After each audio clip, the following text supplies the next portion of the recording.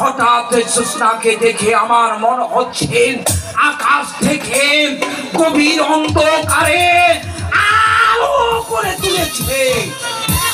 সেই সঙ্গে সঙ্গে আমার বুকের মধ্যে আগুন ধরে গেছে।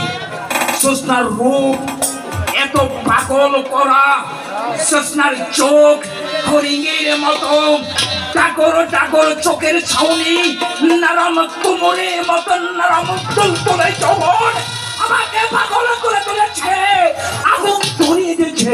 না, আমি সেদিকে তাকাই, জ্যোৎস্নাকে আমি দেখতে পাই।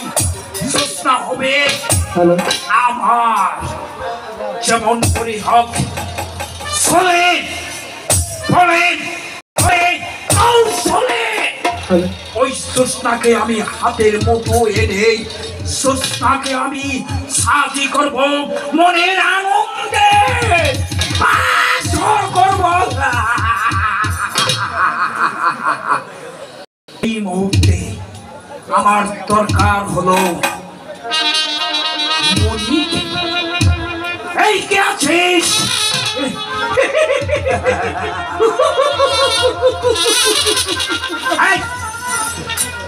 তুই কেন হাঁটছিস?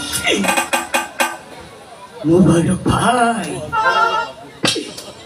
দেখেছি গো। বল বল। বুড়ি রূপ খালি ছুটে ছুটে পড়তেছে। তাই কি দেখেছিস?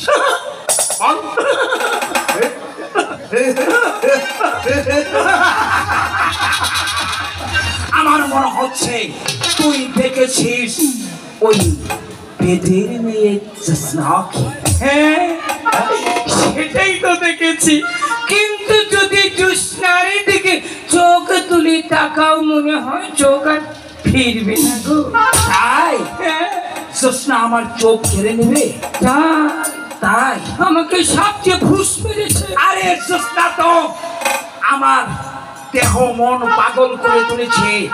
জ্যোৎস্না যদি বলে আমি তোমাকে ভালোবাসি, তাহলে জ্যোৎস্নাকে জড়িয়ে ধরে কত আনন্দ না হবে। আমি দুটা পাই দুইটা কই বুড়িটারে অন্তত একটা দিনের দিকে হাওলা দিবা। ঠিক আছে ঠিক আছে।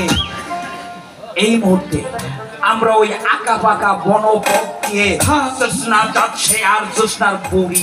তবে হ্যাঁ, আমরা ওই আঁকা পাকা পথে গিয়ে জ্যোৎস্নাকে ধরবো আমি, আর তুই ধরবি ওই বুড়িকে। তা না হলে চোখের আড়াল হতে পারে। এই মুহূর্তে চোখের আড়াল যেন না হয়। জ্যোৎস্নাকে আমরা তুলি।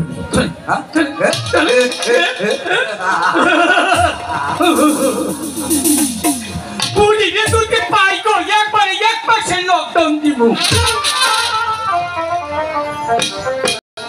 তোমাকে কি কথা বলি? কি কথা? শোনো। হ্যাঁ, আমরা তো শিকার করতে এলাম, তাই না? অবশ্যই। এখন বলো তো দেখি কোথায় যাবো?